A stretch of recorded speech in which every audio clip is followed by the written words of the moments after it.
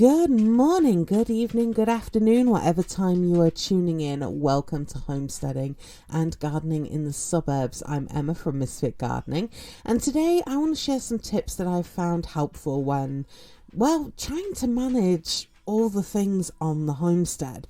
The last few weeks I've been putting in garden beds on weekends, hoeing weeds, planting and sowing on an evening after work, doing long days of working in the garden on weekends. So let's dig in and see how things shake down, because it isn't easy working a job from 7:30 in the morning to whatever time at night and managing acreage. So the first thing is that I try to prepare a box or a basket or a bag or whatever with the seeds that I'm going to be planting the next day in the garden, and I tried to plan that the night before. So I tried to get things prepped the night before.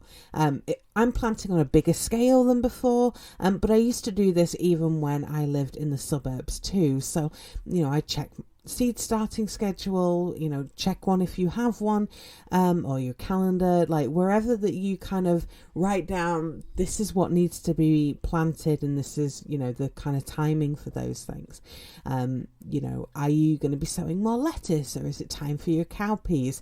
Is it time to get your melons out, right? I look at my seed schedule and I pull out the seed packets of those things that I need to do that week, or that night, right? So today, for example, I need to sow my runner beans. I'll go through my seed packets of the varieties that I have already decided to grow this year. I'm going to pull out the beans that I need to start, pop them in the gardening basket, ready for me to take out to the garden today. Same thing with turnips, rutabagas, and anything else that I need to have started this week. I found that when I go through the seed stash with my family and we decide on what it is that we're growing for the year, all of those varieties that make it into the yes pile, I put those into another tote, like a totally other, container than my normal seed stash, right? So I know that this is what's going to be planted this year. I don't need to spend time looking through everything to find what I'm looking for. Before I started separating out the seeds that I'm planting for the year, I would end up with more varieties, I was trying to cram into the garden. There's, this seed packet, this seed variety, that didn't make the cut, but somehow it would mysteriously end up coming back into the garden. And then I'd be trying to find room to, make it grow, or, find room to transplant another seedling and stuff. I mean, can you relate if you ever done that? So being able to kind of go through my seed stash in its entirety, over winter, and deciding these are the things that we're going to grow, these are the varieties and things, I just put them all into a totally separate container, and then that's the container that, I keep out the other part of the seed stashes, back in storage and things. So I'm only looking at that one container. Now, of course, as we're moving to this more landrace gardening approach, I'm not going to need to do that, for much longer really, because I'm going to be having, my own varieties that I'm going to be growing, and it kind of takes away, a lot of the worries and a lot of the headache with going through and choosing varieties to grow, right? Have you been through that? Trying to decide the varieties and, really only narrowing it down to, one or two varieties of things. It's really quite difficult if you have quite a large seed collection. So one of the things that I'm quite looking forward to as I move to having this landrace type of garden is, getting rid of that overwhelm of, oh my gosh, I want to grow all of the things, and not having so much space. I'm going to be having varieties that grow well in the garden, varieties that we enjoy eating, right? Things that really thrive. So that's a really good reason that we're moving towards a landrace type of garden. Now, heads up, so I don't forget, we're now in June. So don't forget to be planning your fall garden now. If you're like me and in a short season area, you're going to need to be starting cabbages, broccoli, and other brassica crops in the next couple of weeks to make seedlings that are big enough to transplant, right? I've had deer and bugs ravage the cabbages and broccoli for spring that have been planted out. So I definitely need to have my seeds started on time, if not earlier, to allow for bigger, more robust plants to be going out for fall. I rely heavily on my seed schedule to help keep things on track, although some very organised gardeners in the Facebook group use calendars or diaries or lists, on even setting reminders on their phone as appointments using a calendar app on what things need to be started and when. And I think I'm going to be trying that approach next year too, to up my organisation game. But that's just a tip I wanted to share with you that had come through from the Facebook group. Now, I really miss not having mulch available right now. Both mowers broke and the weeds are trying to take back the garden bed. So I'm having to dedicate more time to weeding, which, as you probably know in your garden, can take a lot of time. Mulching was my number one time-saving tool in the garden. It drastically cut down on the amount that I needed to weed. But one thing that is helping with the weeding right now is getting the hoe in the garden beds regularly and getting the garden beds planted and seeds sown as soon as I've weeded, so that the new plants and seeds have an opportunity to get established before the weeds. This might look like tomatoes being transplanted, carrots, cilantro or basil seeds being sown around the tomatoes. At least this is good exercise being out in the garden. But the same is true like as I'm putting in new garden beds, because my neighbours have loaned me a rototiller, which has been great. I've been able to put in much longer beds, faster, because I'm having a rototiller do that. Now I do have a no-dig garden as well. However, that is not yet really ready for planting. Some of the cardboard's just gone down in some areas over the last week or so, although there are an area or two where I could be putting some plants and things in. But really, as I've gone over with the tiller for stuff, I want to be getting that garden bed planted relatively quickly so those weeds don't have an opportunity to establish. But for those of you that have used a rototiller, you know that, there's going to be kind of tracks that are coming down those garden, beds that you've made where, there's weeds and stuff coming up because that's an area that the rototiller hasn't gotten. And if any of you have ever tried to use a heavy rototiller on a slope, you know that is quite an uphill battle, and can be quite exhausting to do so. So being able to kind of take my time and do things over, a number of weeks or a few days has kind of been helpful, but it wouldn't have been possible if it hadn't have been for the kindness of my neighbours, loaning the rototiller to be able to help get the garden out. So that's one great thing that I love about living where I do, is having some wonderful neighbours who are have been really great at coming to the rescue and helping us out. Now, one of the things that I wanted to talk about is not to be afraid to reevaluate your goals or tasks needing to be done. Perhaps you have events with family, or the kids have commitments. I don't know, maybe they've got a science fair coming up that they need to do a project for, or there's some sports and things. But not just those kind of things, but maybe you get unexpectedly sick or discover the poison plant trifecta of poison ivy, poison sumac and poison oak, and you have an allergic reaction and you can't get out in the garden for a few days. That happened to us a couple of weeks ago. We discovered that we have all three, and we didn't know about it until we both had a really bad reaction to them. We're also at the mercy of the weather as gardeners, and we need to change our plans, as the weather permits, right? It might be far too hot for you to be working out in the garden. I know, being a heavier person, like having the added stress of the heat on top of the exertion and the work that you're doing, it can be kind of difficult. I know I've got friends, in the southern states who do their gardening at night time when it's much cooler, and they're able to get out and do things rather than trying to battle 115 degree weather, right? A few days ago here, I had a couple of days of thunderstorms that meant that I couldn't get out and sow or transplant my tomatoes and peppers. So I changed up my plans, right? I did some spring cleaning indoors instead. I did some bulk cooking and some meal planning. I took stock of canning supplies that I'm going to be needing, so I'm going to be ready for August and September. I now know ahead of time that I need canning jar lids, so I'm going to be on the lookout for those at the store when I go. The point is that sometimes we need to be flexible and adapt our plans. I'm one of nature's warriors, right? My husband is a lot more go with the flow, whereas I really like to stick to a plan, although I often change my mind, as often as the wind blows, which drives my husband nuts. But more often than not, there's something more urgent that needs to be done first. I try to take a few deep breaths to center myself and find the calm, which can be hard, I know, but we often find that we're reprioritizing tasks based on urgency and, what we feel that we're able to do, right? Like our own personal limitations on things. And that brings me to enlist help if you can. Now, I mentioned how wonderful my neighbours were in letting us borrow a rototiller. And I know many of you listening are going at this homesteader thing on your own. I know a lot of you don't have support from family members in doing this, right? My family hates gardening.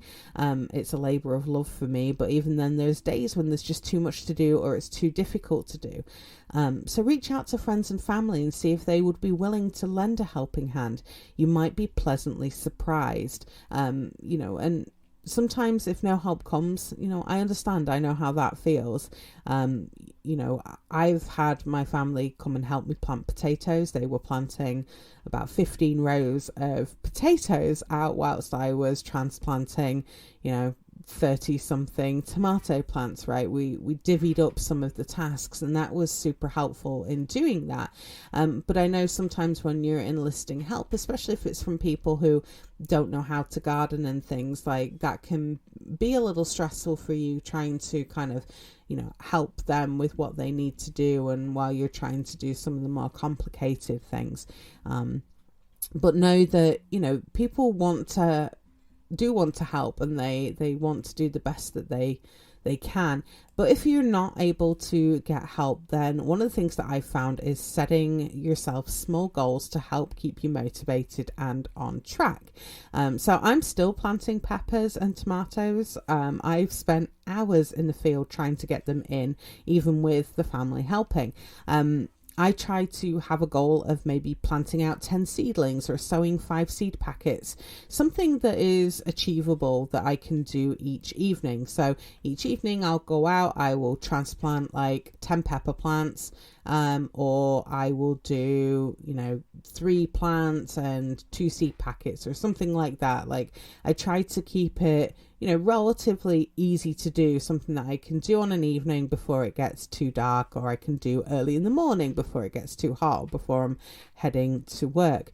You could try setting a timer to be out in the garden weeding for 10 minutes to help keep on track of weeding, or maybe you could have a list of 3 jobs on the homestead that need to be done that week or that weekend that you can check off. I don't know, maybe like sow beets, put up fencing around garden, and meal prep for the week, right?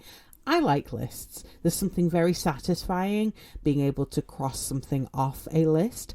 My husband easily gets overwhelmed with a list, so I sometimes put my list items on separate slips of paper and put them in a jar, and then we pull a job from the jar to tackle, and that kind of helps cut down like the overwhelming look of, a list that's, just never ending. It's like one of those scrolls in a movie where they open out and it just keeps going, right?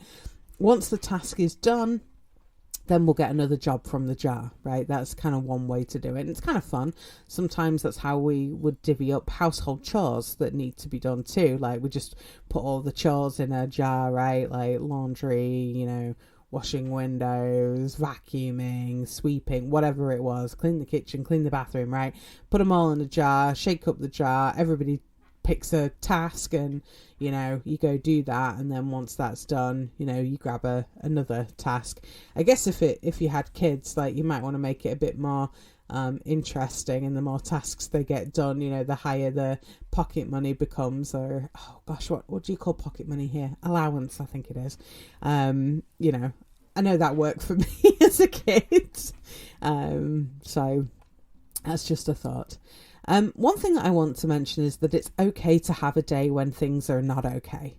Like sometimes we get overwhelmed, and that's okay. It's okay to feel stressed. It's okay to feel upset. It's okay to feel anxious. I've definitely had a day where I felt like that. I had a good cry, a really good cry, and I really didn't want to get out into the garden. And gardening is like my favorite hobby. And we need that mental break sometimes. It's okay. Maybe you want to go fishing. You want to go for a hike. You want to take the puppies to the beach, go to the pub and sing terrible karaoke. Maybe you want to play a video game or make a fort with the kids. You want to do anything other than digging another row of potatoes and planting out another seedling. I understand, and it's not uncommon. I don't think people talk about it enough within the homesteading community about homestead overwhelm, and it happens quite a lot. I remember there was an episode of it was a 1970s TV show in the UK called The Good Life, and it was about a couple who decided to, he quit his job, and, they decided to become self-sufficient in their backyard. And it's, one of the things that inspired me when I was younger, but there was an episode where things were not okay. And, the woman on the character on the show was talking about like how tomorrow might be fine. Yesterday I was fine, and tomorrow might be better, but today I'm not okay. And sometimes we really do need to have a day where we don't do the things that are kind of stressing us out a bit, when you're kind of overwhelmed with, I've got all this planting to do, or I've got to build this, I've got to do that. Sometimes we just need to take a step back and reevaluate. So, I made the decision that I needed a day with the dogs, right? Doing something that wasn't gardening or cleaning up after things, right? So I watched movies, I did some patchwork and quilting, and I crocheted. Like, I'm someone who's like always busy doing something naturally. I really can't just sit and watch a movie or sit and do nothing. Like, I typically have to be doing something. So that's crochet or knitting for me, right? So, I'll be watching a movie and working on blankets or, whatever project it is. And yes, I have several crochet projects, and, because I'll get bored doing the same stitches day in and day out. So I like to kind of switch things up a bit, right? That's just how I operate. But after taking that mental break and, taking that day, I felt so much better in getting out into the garden the next day. And I got more done than I had planned and was able to make up for lost time. And it didn't feel like a chore at that point. It didn't feel like something I had to do, right? It wasn't a big weight weighing over me anymore. It was something that I wanted to do instead. So, there's no... nothing wrong with, having a day where you need to take, that step back and reevaluate and, do something different before getting back at the task in hand. There's also no shame in saying that I've taken on too much and I need to scale back either, right? If you're doing too much and getting overwhelmed, then homesteading and gardening isn't going to be fun or enjoyable anymore. And I'm sure that it being fun and enjoyable is one reason that you are doing this kind of lifestyle, right? So take stock of where you are right now and what you had planned to do. What do you need to change? Maybe you're putting in your garden and it's taking way longer than expected. I hear you on that one.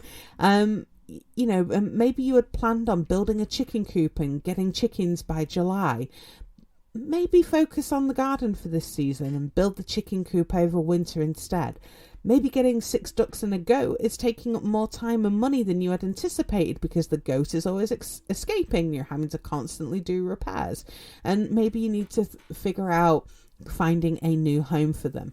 I know a number of suburban homesteaders, just like you, who've had to scale back on livestock and find new homes for them. Oh, they've become food, for the family earlier than anticipated because it's been more than they can handle, right? I know somebody who, got a couple of goats and had them for like a couple of weeks and realized very quickly that this was way more than they could take and way more than they could deal with, right? There's nothing wrong with that. It's not a failure, right? It definitely isn't a failure. It is a lesson learned, and you have learned your limitations for the future, right? You've learned a valuable lesson in what it takes to be able to care for those animals, for example, or manage a garden, or whatever it is, right? What are the lessons that you've learned from that exercise, right? And again, there's nothing wrong with, if you've got livestock and you can't manage them anymore,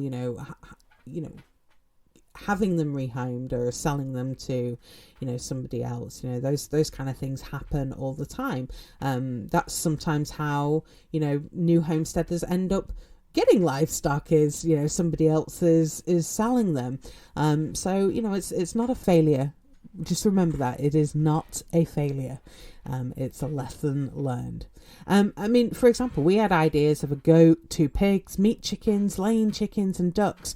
Oh, I'm putting in an orchard and nut trees for this year on the homestead, as well as a massive garden, right? Quite the what's the word I'm looking for? There's quite a lot there, right? And there's no chance of the goat and pigs this year, given the garden is in the first year. It's taking more time than we estimated. Part of that, granted, is because I fractured my hand. But that's okay. We've had to reprioritize, stuff that's come through, right? We've had to prioritize major home repairs and some demolition work being done, right? We've had to prioritize those over the other stuff. Chickens are dependent on, us building a sturdy predator-proof chicken tractor. We're reusing some of the lumber from the demolished, dilapidated barn to be able to build the chicken tractor, but we're not there yet. We've not even started, building it. We've drawn up some plans, but we're definitely nowhere near building it yet. If the chickens don't come until next year, though, I'm okay with that. Although I really want the chickens to help take care of the dang ticks. But it's okay that they might be a next year project. As for the orchard, well, bare root tree season is now past. If I'm going to be buying trees, they're going to be ones in containers, which are more expensive. But there's actually local orchards nearby, so I can get local produce.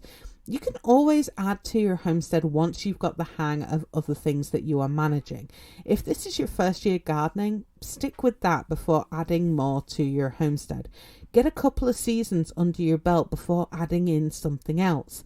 Sometimes you got to slow down to be able to speed up, and that's how permaculture works, right? They tell you during your PDC, your permaculture design course, that you need to observe the land for at least a year, preferably 18 months, even 2 years, before you start doing anything to the land, so you understand the seasons, how things naturally move on your property, right? And the reason why we're slowing down with permaculture is so we can carefully assess the property and carefully design the property to make the best use of the energy and the resources that are there. And by energy, I mean you're basically capturing things to use it for something else, right? It's more that closed circle loop that's happening. Right? You want to be really, making things as efficient as possible. And that's why sometimes it takes that time to take a step back and observe things before just kind of going, all out gung ho and, throwing everything in and diving it right in at the deep end. Sometimes it works, sometimes it doesn't, and often the slow and steady approach is much better. Maybe look at getting locally raised meat or eggs rather than raising them yourself until you feel comfortable in doing so. Or maybe if you've got livestock already and you're looking at a garden, maybe start with a small garden garden, right? Don't try and convert your entire backyard into a garden. Maybe just start with, a few rows, a few beds, and some of those, really choice veggies that you really, really love, rather than trying to do everything. And don't forget to enjoy what you're doing. Taking a break is important, and it's often overlooked, right? I like to sit outside and have a cup of tea overlooking the property in the morning, or, on an evening. Or sometimes I like to pick my dinner from the garden and enjoy it on the back deck. I like to look at past pictures of the garden and the homestead and see how much we've done, how tall the plants are getting, the flowers that are blooming and the bees that visit them. You've done an incredible amount of work, and you should celebrate that, marvel at what you've done and enjoy the fruits of your labour. You might take a moment to enjoy a nicely organised pantry that you've just finished, a batch of soap that you've made, or the sweater that you finally finished knitting, or, you finally made those socks that your husband has been nagging at you to make for the last 6 years that you've been married, right? Or maybe you want to enjoy that wood trestle table that you've just finished staining, right? It's important to enjoy those things and remember why you want to homestead. So I would love to hear from you. How do you make the best use of your time on the homestead? Let me know over in the Facebook group. Until next time, I hope your garden grows beautifully, and I'll see you all next week.